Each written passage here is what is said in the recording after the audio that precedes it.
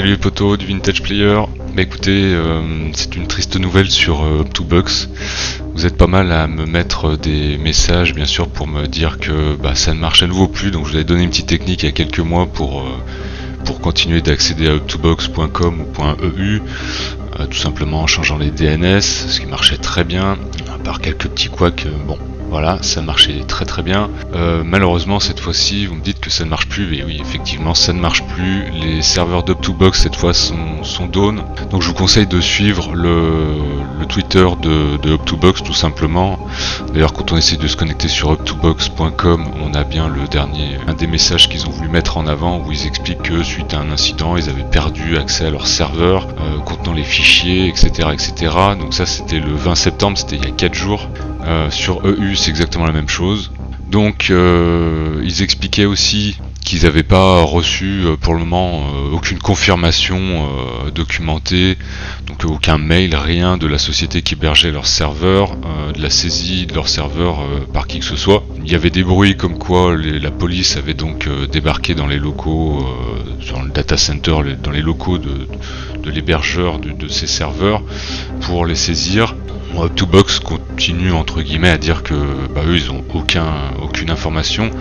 Bon, il y a 2 heures, ils ont dit qu'ils avaient appris par voie de presse, un peu comme nous, qu'une opération de police serait intervenue sur le serveur de la société en France. Ils nous expliquent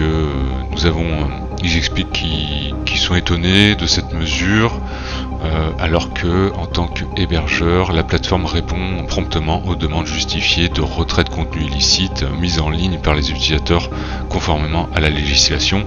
Vous savez, vous pouvez signaler un fichier, donc ils disent que eux ils sont blancs comme neige, que quand on leur demande de supprimer un contenu à base de copyright, d'un contenu illicite d'une manière ou d'une autre, ils les suppriment.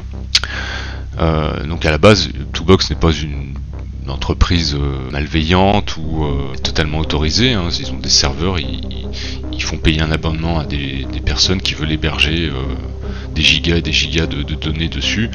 Bon, bien sûr les utilisateurs, on le sait tous, s'en servent généralement pour mettre des films, pour mettre des jeux, donc voilà. Moi personnellement j'hébergeais mes fichiers dessus, j'ai toujours fait en sorte d'héberger des fichiers légaux, je mettais des homebrew, des choses comme ça, rien d'illégal en soi, j'hébergeais pas de ROM, de choses comme ça. Si un jour j'ai partagé un lien d'une ROM, c'était pas sur mes fichiers personnels, une ou deux petites exceptions, mais vraiment moi personnellement je l'utilisais de manière totalement légale. Et Up2Box à la base est une entreprise légale, c'est ce que les gens en font qui la rendent illégale, borderline, etc. etc. Donc ils souhaitent se rapprocher des ayants droit, donc des utilisateurs, pour discuter de leurs revendications, ou enfin des utilisateurs ou des personnes qui jugent que ce qu'ils hébergent sont illégales, violent leur copyright, et qui veulent trouver des solutions satisfaisantes et respectueuses des droits de chacun, etc. etc. Nous espérons une résolution rapide de cette situation afin que nos utilisateurs puissent récupérer l'accès à leurs données. Donc eux aussi, j'ai lu quelque part, je ne sais plus à quel endroit, ils expliquaient qu'ils avaient fait une sauvegarde de la base de données offline, donc ils ont toujours la base de données qui renvoie vers les fichiers.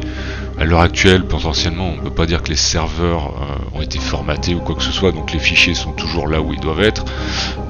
Ils ne seront pas de toute façon formatés, puisque si la police, la justice veut porter plainte, il faut qu'ils aient des preuves, donc les preuves ne vont pas être supprimées des serveurs. Donc à proprement parler, Up2Box pourrait revenir sur le marché si il supprime tous les fichiers qui sont jugés illicites, violant des copyrights, etc., etc. Et donc en réimportant leur base de données, en supprimant les fichiers qui sont illégaux, Up2Box pourrait totalement revenir sur le marché avec que des fichiers légaux. Donc à voir comment on va tourner cette situation, mais pour l'instant, donc écoutez, si vous me dites comment on fait pour accéder à Up2Box, la réponse est c'est impossible d'accéder à Up2Box aujourd'hui.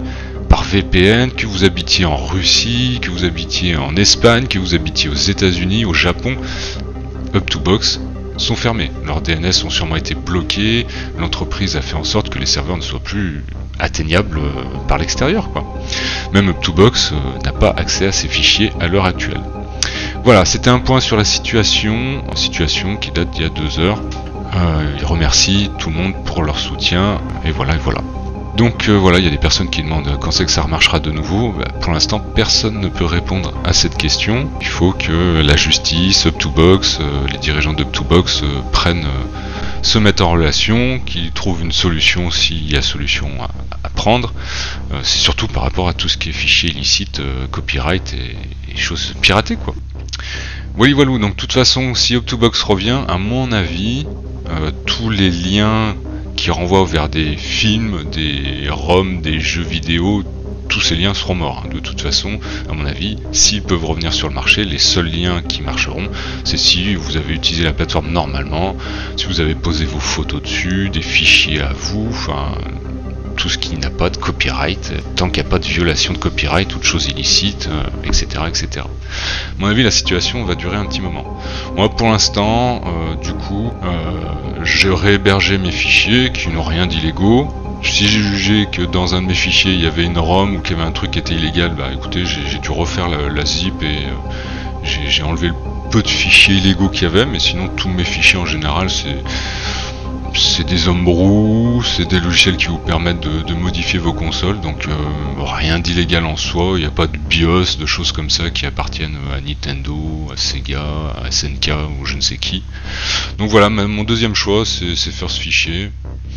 Voilà, je vous tiendrai au courant, je continue à répondre à vos messages bien évidemment, mais je vous invite à aller voir directement le Twitter d'Up2Box. Je vous mets tous les liens dans la description, bien évidemment. Allez, bisous, bon dimanche, et soyez forts.